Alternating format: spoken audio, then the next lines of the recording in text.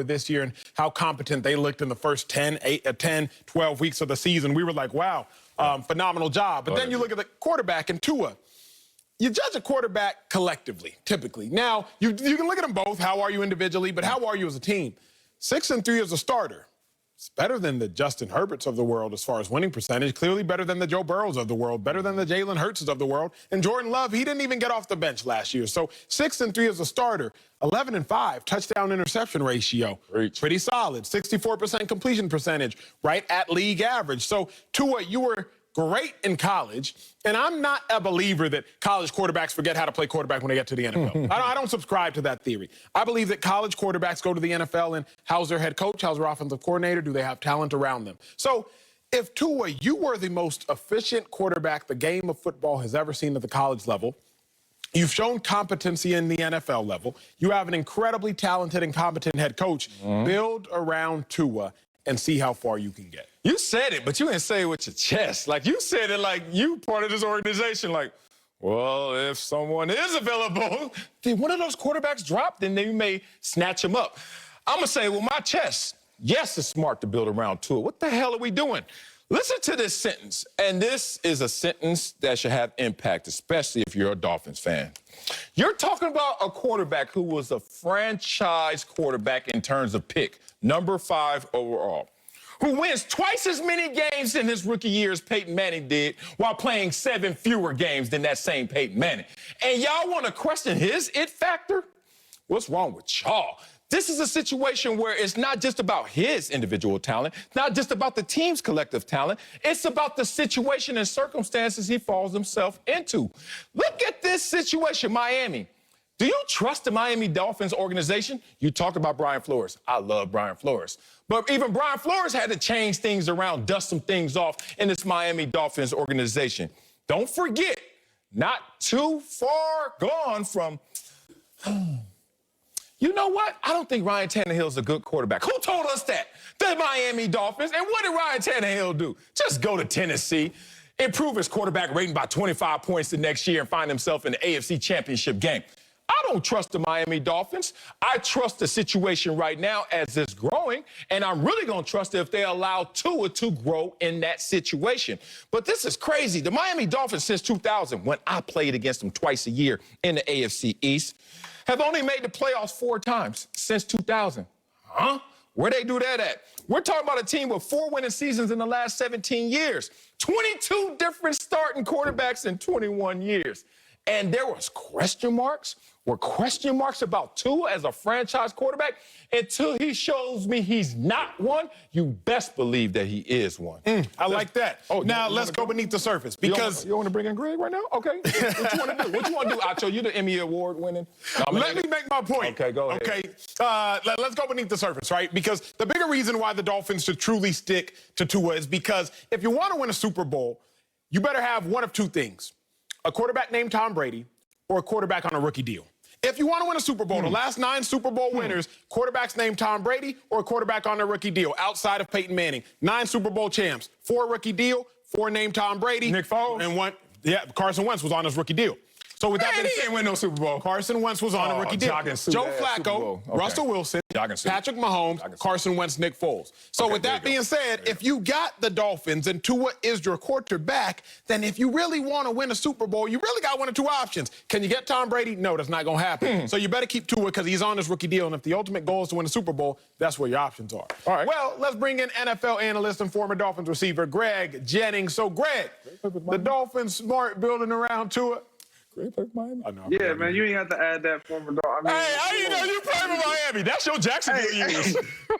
Hey, Marcellus, when you play long, you have some archive files that you just push away. I'm looking up them numbers. Push them away.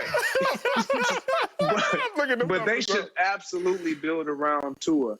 This is smart. When you think about any successful quarterback, any successful being, they have pieces around them. You guys mesh together because you have the support system of one another and the team around you, the producers.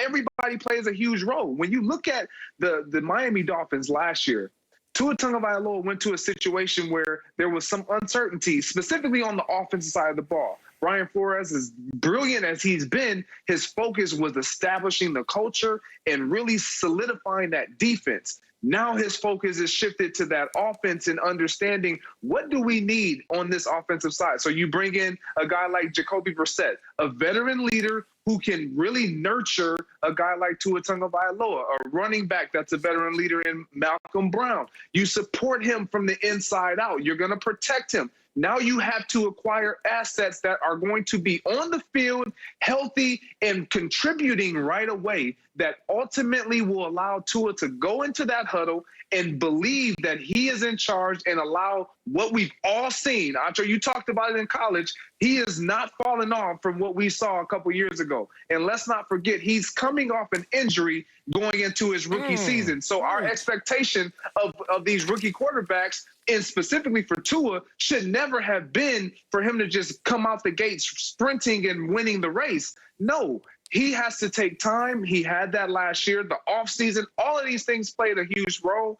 I think this year you build around him, put guys in position to where he's successful and that they're successful as a whole organization and specifically an offensive unit.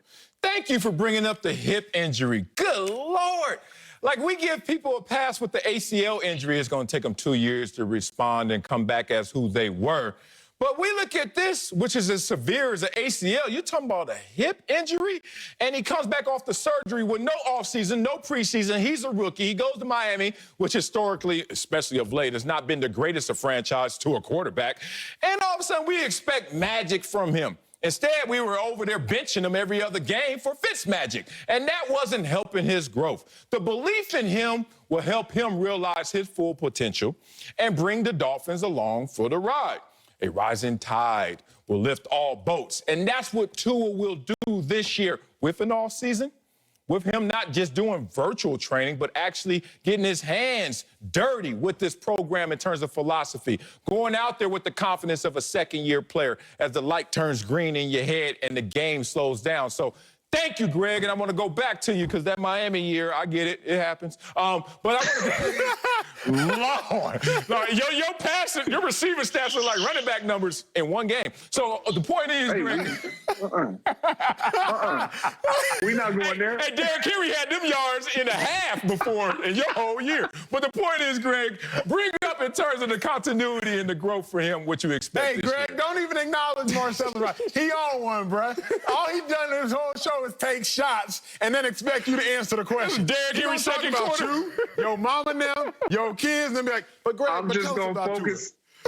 I'm just going to focus on the question. I expect him to take a huge jump this year. And the reason why is what you said, Marcellus. Yeah. He was getting benched every other game for mistakes and not being able to actually run the offense the way that it was expected to be run or what have you. But as a parent who understands kids are going to make mistakes, we sometimes get in the way and hinder their growth process because we want them to make the mistakes that we're wanting them to make instead of allowing them to make their own mistakes, and they will learn a lot quicker. It will accelerate that experience level and allow them to see what they did wrong, know that they decided to do it, and grow from it. It's the same with Tua. If you leave him in there and let him figure it out, even if it looks ugly, let him figure it out. And when you get in there on Monday, he's going to watch the film and he's going to be real with himself, as so is the coaching staff. And you grow that way with the young quarterback. That is your future and franchise player. Man, let him make his own mistakes. Let him go out there and figure it out. I love that. They let you play them 16 games, too. They let you figure it out, Greg. Okay. Sometimes it doesn't work. All right, coming up, Odell Beckham Jr. I love you, Greg. You know that. I had 0 sacks my last 2 years, so